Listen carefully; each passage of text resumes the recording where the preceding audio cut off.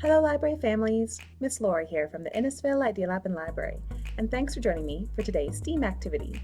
STEAM stands for Science, Technology, Engineering, Art, and Math. Today, I'm going to show you one of the library's new kits that support STEAM learning at home. This is the Math Manipulatives Kit. It comes with a variety of tactile math tools that provide concrete ways for learners to bring meaning to abstract math ideas.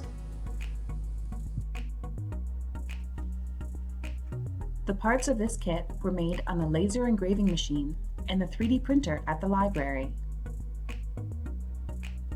Practice counting and sorting using the 5 and 10 frames, adding fractions with the colored acrylic, multiplication tables with the wrap-ups, and telling time with the adjustable clock. Challenge your child to use pieces from this kit to create their own game and see how much fun exploring math can be.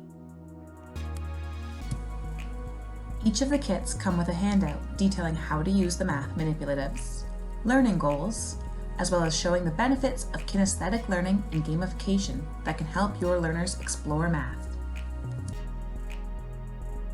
There are also book recommendations that you can request on our website for further learning opportunities.